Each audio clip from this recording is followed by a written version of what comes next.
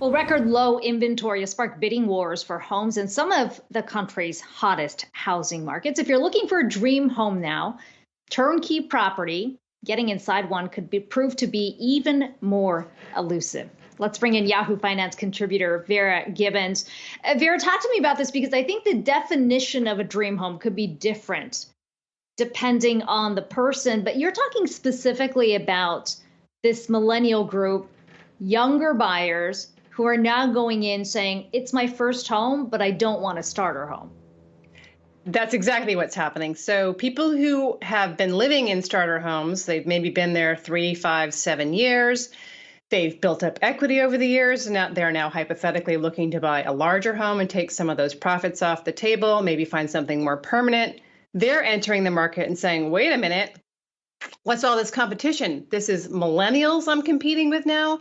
So millennials are bypassing the traditional starter home, which is generally a fixer-upper, needs a lot of work, new electrical, new plumbing, the whole 9 yards. And they're saying, you know what? No, I want the turnkey property. I want something shiny and new. So the people who have already been in these starter homes and are looking to get out are saying, where did this competition come from? And who are these people? It's millennials, which now account for about 37% of home buyers nationally.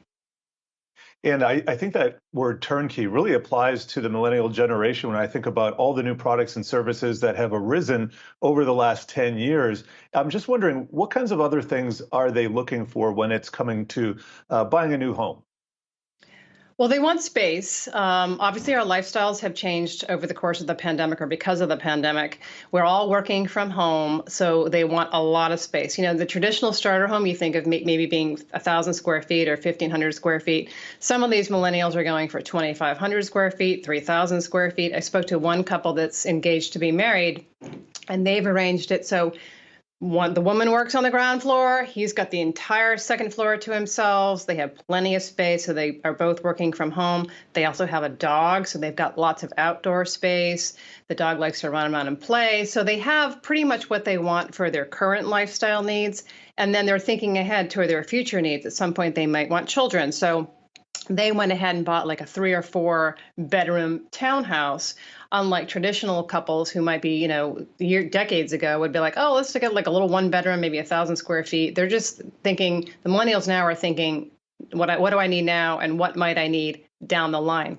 And they can actually afford to do this because of a combination of a couple of different things: low down payments, low interest rates, and buckets of money. Keep in mind that a lot of the millennials, young adults, they moved in with their parents during the pandemic. They weren't paying rent. They weren't making student loan payments. Many of these millennials are still living with their parents as they house hunt. So they have buckets of cash, which allows them greater flexibility to buy those more expensive properties. And their changes have completely changed. They don't want to roll up their sleeves and get new electrical, new plumbing, make all these crazy repairs. They like shiny and new, and they like a lot of space.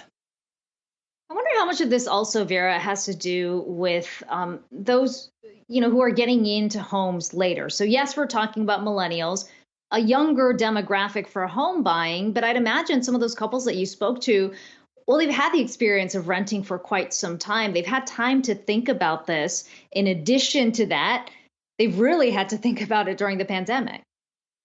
Yes, that's another factor that's playing into this as well. Also, keep in mind that there's not a whole lot of inventory out there. I mean, a lot of the original starter homes have been converted to rental properties, and the millennials don't want to pay any more rent now because the rents are becoming ridiculous. So that's definitely a factor too. It's a lifestyle thing, it's a demographic thing, and it is a pandemic-related change. So where we all go from here, nobody really knows. I spoke to one housing expert who says, well, once inventory comes back online, maybe we'll go back to a more traditional home buying experience.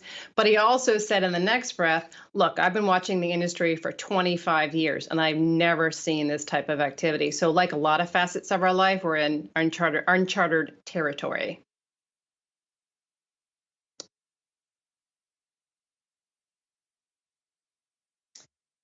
All right, Vera Gibbons. Always good to get your take, especially on the housing market. We've got much more to come on.